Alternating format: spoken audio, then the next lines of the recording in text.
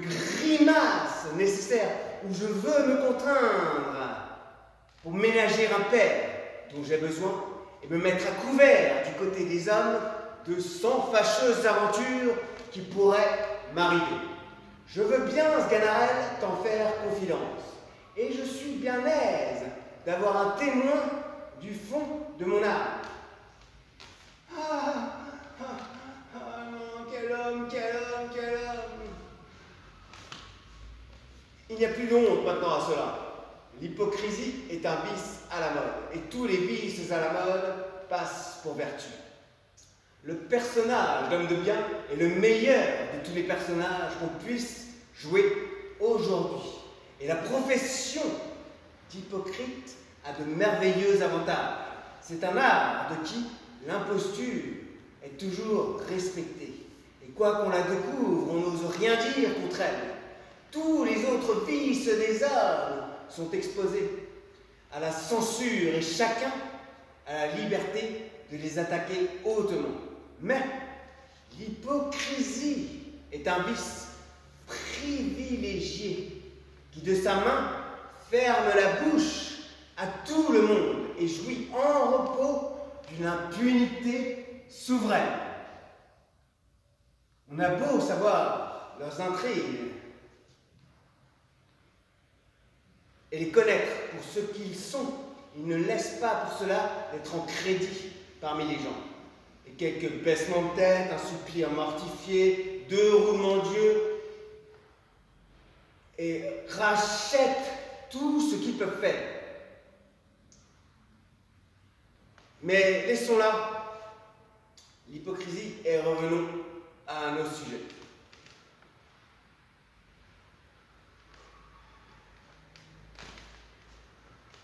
Ah, quel homme, quel homme!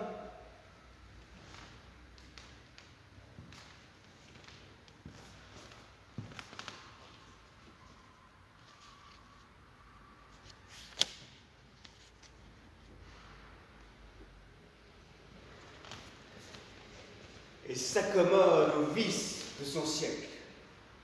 Ah, monsieur, ceci est bien pis que tout le reste, et je vous aimerais encore bien mieux comme vous étiez auparavant. J'espérais toujours de votre salut, mais c'est maintenant que j'en désespère, et je crois que le ciel, qui vous a souffert jusque maintenant, ne pourra souffrir du tout cette dernière horreur.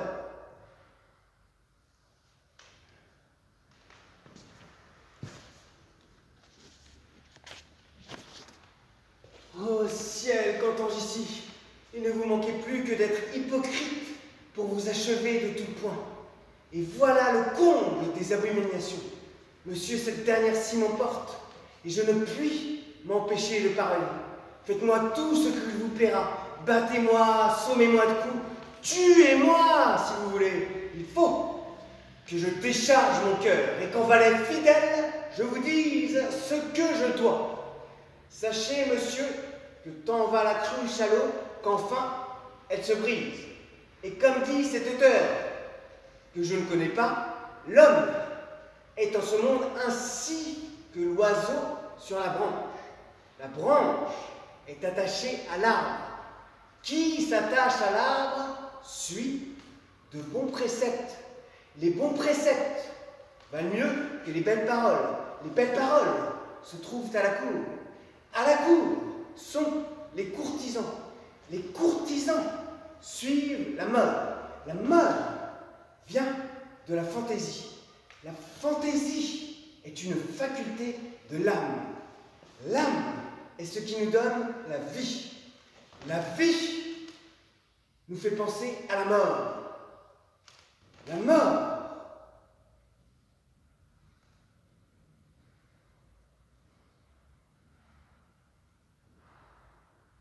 La vie nous fait penser au ciel.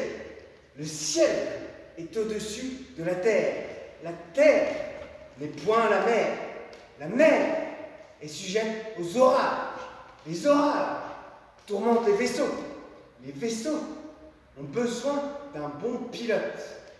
Un bon pilote a de la prudence.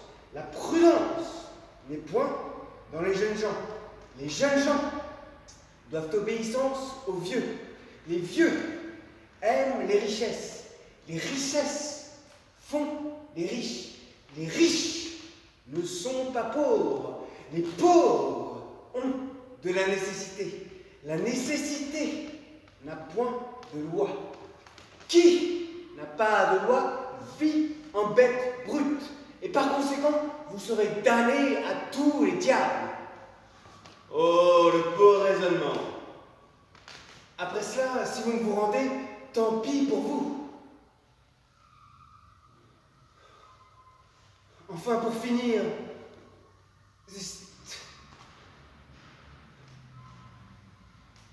enfin, monsieur, ceci est bien pire que le reste, et je vous aimerais bien mieux encore comme vous étiez auparavant. J'espérais toujours de votre salut, mais c'est maintenant que j'en désespère, et je crois que le ciel, qui vous a souffert jusqu'ici, ne pourra souffrir du tout cette dernière horreur. Va, le ciel n'est pas si exact que tu penses. Et si, toutes les fois que les hommes... Ah mon Dieu, monsieur, vous voyez pas là dans le noir, le spectre? Ah monsieur, c'est le ciel qui vous parle, et c'est un avis qu'il vous donne. Ah, si le ciel me donne un avis, il faut qu'il parle un peu plus clairement s'il veut que je l'entende.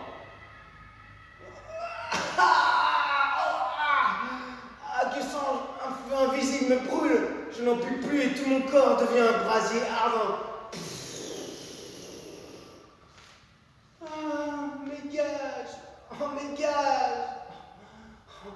Voilà par sa mort, un chacun satisfait.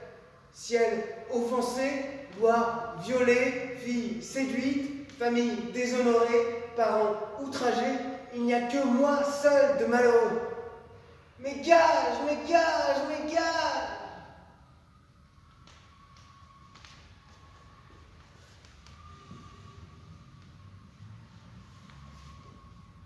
Donc Don Juan était un personnage qui ne croit ni au ciel, ni à tout ce qu'on peut croire, et ment comme un arracheur de dents, et séduit le maximum de femmes, et ne croit pas au ciel.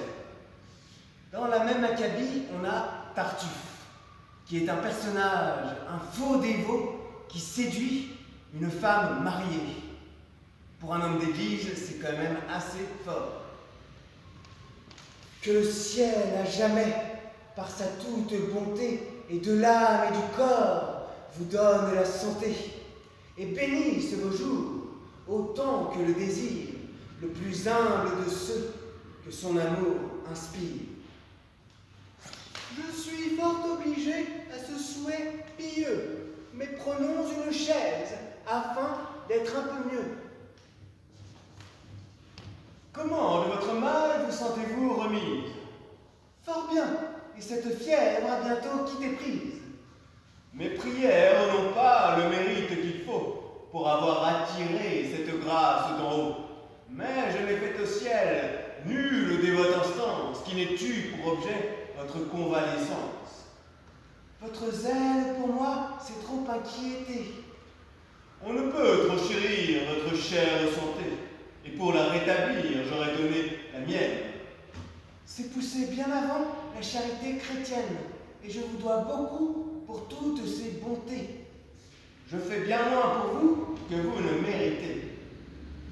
J'ai voulu vous parler en secret d'une affaire, et suis bien aise ici qu'aucun ne nous éclaire. J'en suis ravi de même, et sans doute il m'est doux, madame, de me voir seul à seul avec vous. C'est une occasion qu'au ciel j'ai demandé, sans que jusqu'à cette heure il me l'ait accordée. Pour moi, ce que je veux, c'est un mot d'entretien où tout votre cœur s'ouvre et ne me cache rien.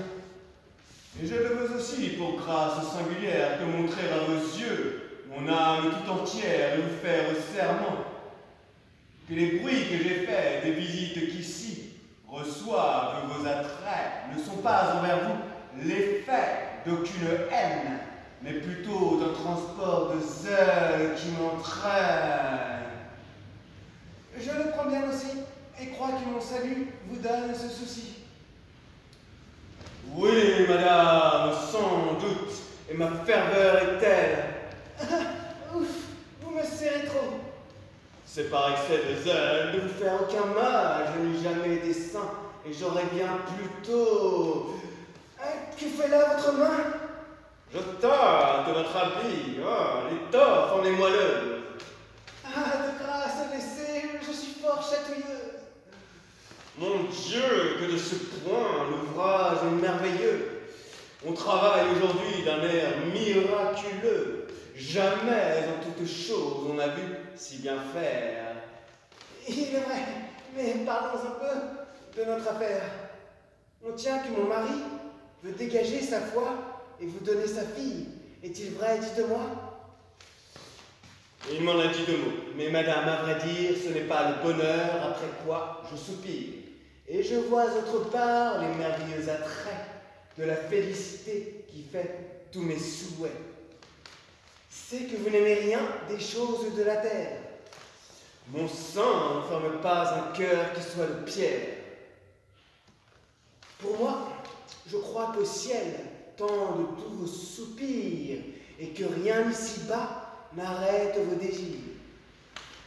L'amour qui nous attache aux beautés éternelles n'étouffe pas en nous. L'amour est temporel. Nos sens facilement peuvent être charmés des ouvrages parfaits que le ciel a formés. Il a dans vos pareils étalé ses merveilles et je n'ai pu vous voir, parfaite créature, sans admirer en vous l'auteur de la nature et d'une ardente amour sentir mon cœur atteint au plus beau des portraits où lui-même il s'est peint. D'abord, j'appréhendais que cette ardeur secrète ne fût du noir esprit, une surprise à droite, et même à fuir vos yeux, mon cœur se résolut, vous croyant un obstacle à faire mon salut.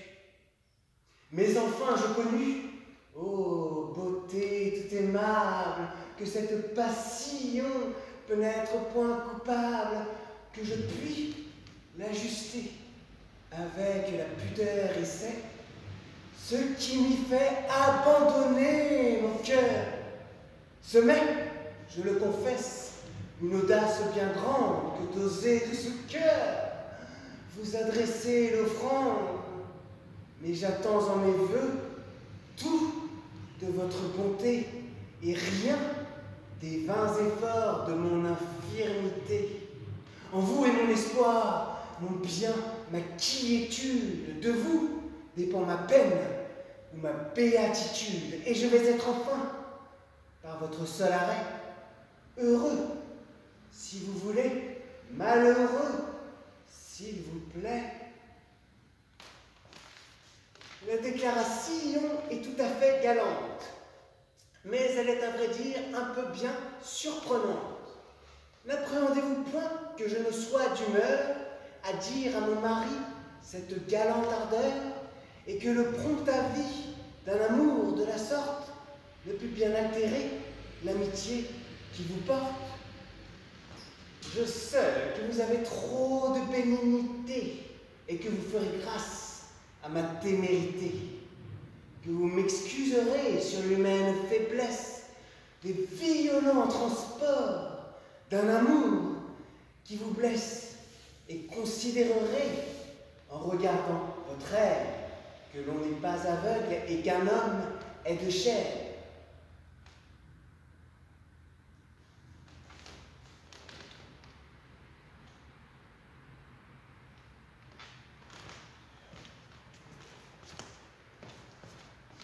D'autres prendraient cela d'autres façons peut-être, mais ma discrétion se veut faire paraître. Je ne redirai point l'affaire à mon époux, mais je veux en revanche une chose de vous, c'est de presser tout franc, et sans nulle chicane, l'union de Valère avec Marianne, de renoncer vous-même à l'injuste pouvoir qui veut, du bien d'un autre, enrichir votre espoir. Pendant que Tartuffe a le dos tourné, le mari fait sa discrète petite entrée. Ici, le mari se cache dans cette armoire. La femme mariée le met dans le placard. La femme mariée n'aura lieu de cesser que jusqu'où son mari le pourra accepter. Ensuite, Tartuffe passe de dos tourné à ce statut d'homme éveillé et alerté. On m'a dit qu'en ce lieu, vous me vouliez parler. Oui, l'on a des secrets à vous y révéler. Mais tirez cette porte avant qu'on vous les dise et regardez partout, de crainte, de surprise. Une affaire pareille à celle de tantôt n'est pas assurément ici ce qu'il nous faut. Jamais il ne s'est vu de surprise de même.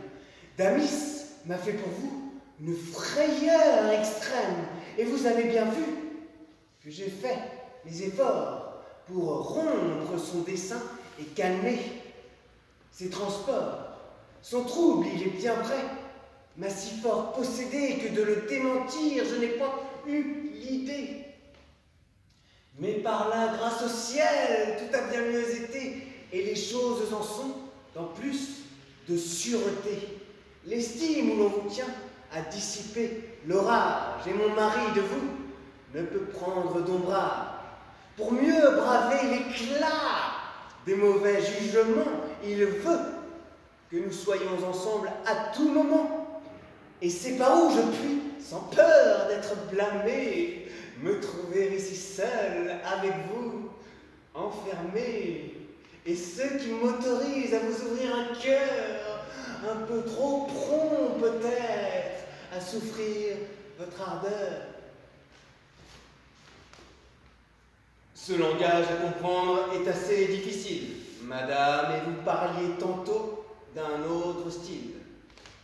Ah, si d'un tel refus vous êtes en courroux, que le cœur d'une femme est mal connu de vous, et que vous savez peu ce qu'il veut faire entendre lorsque si faiblement on le voit se défendre.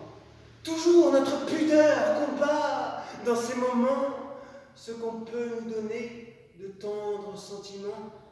On s'en défend d'abord, mais de l'air qu'on s'y prend, on fait connaître assez que notre cœur se rend, qu'à nos vœux par honneur notre bouche s'oppose, et que de tels refus promettent toutes choses. C'est vous faire sans doute un assez libre aveu, et sur notre pudeur me ménager bien peu. Mais puisque la parole, enfin, en est lâchée, à retenir Damis, me serais-je attaché?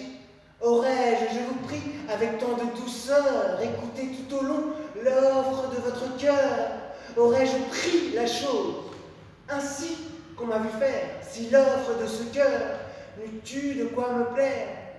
Et lorsque j'ai voulu moi-même vous forcer à refuser l'hymen qu'on venait d'annoncer, qu'est-ce que cette instance a dû vous faire entendre que l'intérêt qu'en vous on s'avise de prendre, et l'ennui qu'on aurait, que ce nœud qu'on résout, va partager du moins un cœur que l'on veut tout. C'est sans doute une douceur extrême que d'entendre ces mots d'une bouche qu'on aime. Leur miel dans tous mes sens fait couler à l'entraille une suavité qu'on ne goûta jamais. Le bonheur de vous plaire est ma suprême étude, et mon cœur de vos voeux fait sa béatitude. Mais ce cœur vous demande ici la liberté d'oser douter un peu de sa félicité. Je puis croire en ces mots un artifice honnête pour m'obliger à rompre un hymen qui s'apprête. Et s'il faut librement m'expliquer avec vous, je ne me fierai point à des propos si doux qu'un peu de vos faveurs, après quoi je soupire, ne viennent m'assurer tout ce qu'ils m'ont pu dire et planter dans mon âme une des charmantes bontés que vous avez pour moi. Quoi? Vous voulez aller avec cette vitesse et d'un cœur tout d'abord épuisé, la tendresse? On se tue à vous faire un aveu des plus doux. Cependant, ce n'est pas encore assez pour vous, et l'on ne peut aller jusqu'à vous satisfaire qu'aux dernières faveurs on ne pousse l'affaire. Moins on mérite un bien, moins on l'ose espérer. Nos vœux sur des discours on peine à s'assurer. On soupçonne aisément un sort tout plein de gloire, et l'on veut en jouir avant que de le croire. Pour moi, qui crois si peu mériter vos bontés, je doute du bonheur de mes témérités, et je ne croirais rien que vous n'ayez, madame, par des réalités, su convaincre ma flamme. Mon Dieu, que votre amour en vrai tyran agit, et qu'en un trouble étrange il me jette l'esprit, que sur les cœurs il prend un furieux empire, et qu'avec violence il veut ce qu'il désire. Quoi, de votre poursuite on ne peut se parer, et vous ne donnez pas le temps de respirer? Si est-il bien de tenir une rigueur si grande, de vouloir sans quartier les choses qu'on demande, et d'abuser ainsi par vos efforts pressants du faible que pour vous, vous voyez ont les gens? Mais si d'un tel refus vous voyez mes hommages, pourquoi m'en refuser d'assurer témoignage? Mais comment consentir à ce que vous voulez, sans offenser le ciel dont toujours vous parlez? Si ce n'est que le ciel qu'à mes vœux on oppose, lever un tel obstacle est à moi peu de chose. Et cela ne doit pas retenir votre cœur. Mais des arrêts du ciel, on nous fait tant de peur. Je puis vous dissiper ces craintes ridicules, madame, et je sais l'art de lever les scrupules. Le ciel défend de vrai certains contentements, mais on trouve avec lui des accommodements. Selon divers besoins, il est une science d'étendre les liens de notre conscience et de rectifier le mal de l'action avec la pureté de notre intention. De ce secret, madame, on saura vous instruire. Vous n'avez seulement qu'à vous laisser conduire, contentez mon désir et n'ayez point d'effroi. Je vous réponds de tout et prends le mal sur moi.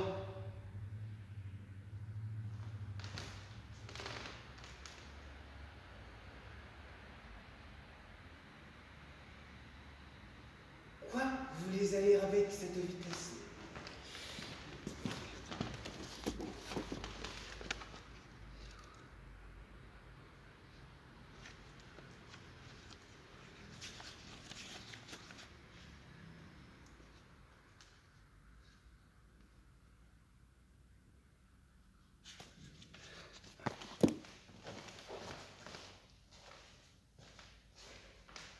Vous toussez fort, madame. Oui, je suis au supplice. Vous plaît-il un morceau de ce jus de réglisse? C'est un rhume obstiné, sans doute, et je vois bien que tous les jus du monde ici ne feront rien. Cela certes est fâcheux. Oui, plus qu'on ne peut dire. Enfin, votre scrupule est facile à détruire. Le scandale du monde est ce qui fait l'offense, et ce n'est pas pécher que pécher en silence.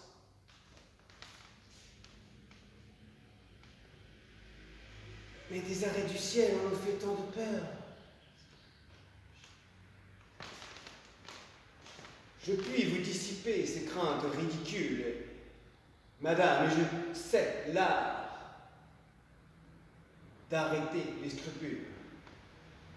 Le ciel défend de vrai certains contentements, mais on trouve avec lui des accommodements. Selon diverses liens, il est une science d'étendre les liens de notre conscience.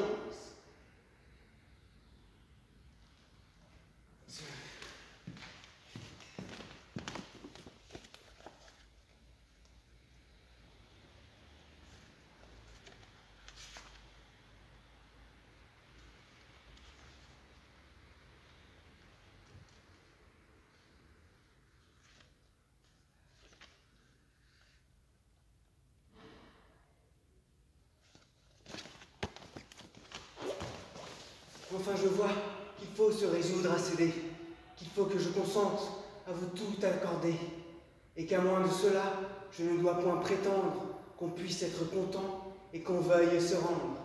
Sans doute il est fâcheux d'en venir jusque-là, et c'est bien malgré moi que je franchis cela. Mais puisque l'on s'obstine à m'y vouloir réduire, puisqu'on ne veut point croire à tout ce qu'on peut dire, et qu'on veut des témoins qui soient plus convaincants, il faut bien s'y résoudre et contenter les gens. Si ce consentement porte en soi quelque offense, tant pis pour qui me force à cette violence. La faute assurément n'en doit pas être à moi.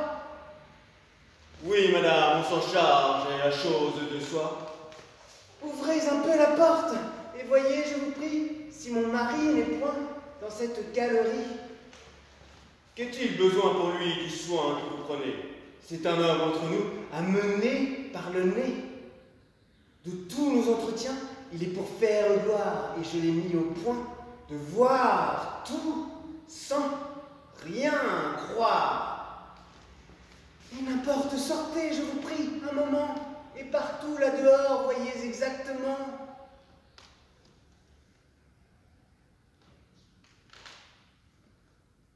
Ça s'arrête là?